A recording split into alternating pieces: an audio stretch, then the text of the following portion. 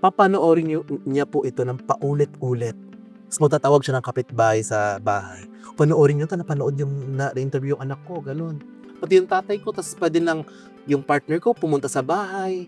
As in, sobra po, gano'n. Parang Tapos walang nangyari. oo, Parang parang sobrang interested niya na sa parang mundo nabura ko. nabura yung Mm, all those years na yes.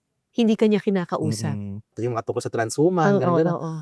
Na-e-educate na siya, willing na siyang makinig. Yun po, for example, ito na lumalabas ako sa TV, sobrang ma-e-excite siya niyan.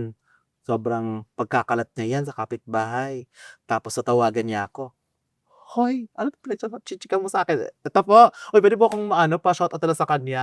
Hi mama," sabi ko, si Anong Mama pangalan Arlene, mong Arlene. Oo. Arlene? Mama Arlene! Uy, matutuwa po So yan. happy for you. Natutuwa actually po, sinabihan ko siya, kasi alam niya po na idol po kita. Uy guys, walang eme po 'to, si Ma'am Cara po, idol ko po yan talaga before pa nung, magka-college ako. Gusto ko pong mag-mass Na-age comm. reveal naman ako doon.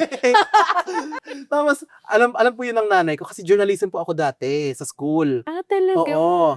Sinabi ko po sa kanya na, "Uy, mag-i-interview ako ni Miss Cara Oh, this ano sabi ano." niya? Oh my God, totoo ba? Gano'n. Tapos sabi niya, kasi medyo magkahulma po kayo. Naging magkamukha po kayo ng very light. As in. Sabi Kamukha niya, rin ba ni Alice Dixon yung nanay mo? sabi niya sa akin, "Hoy, 'di ba kamukha ko yan?" Ayun po, so chika-chika din. Oh my God, so sobrang mga gano'n, yung mga gano'ng mga guesting, mga lalabas ako sa TV, sobrang excited niyan. So baka nga noon pa man, tanggap ka na nila. Baka po, pero Tanggap ako ka lang na po siguro nila, yung nag-o-overthink. natatakot lang sila para sa iyo. Yeah, feel ko din po. Gaano kasarap yung feeling na wala ka ng tinatago? Kung tatanungin po yung 15 years old na ako na, "Uy, magiging drag queen ka." Ikaw yung magiging rurok ka ng kabaklaan, magiging bihis babae ka, magaganito ka, kekending-kending sa TV, magpe-perform ka, Mm. pero tanggap ka ng pamilya mo, hindi ako maniniwala. So kung meron kang advice kasi marami pa ring mga queer, gay na natatakot, ano ba ang dapat? Ano maa-advice mo sa kanila?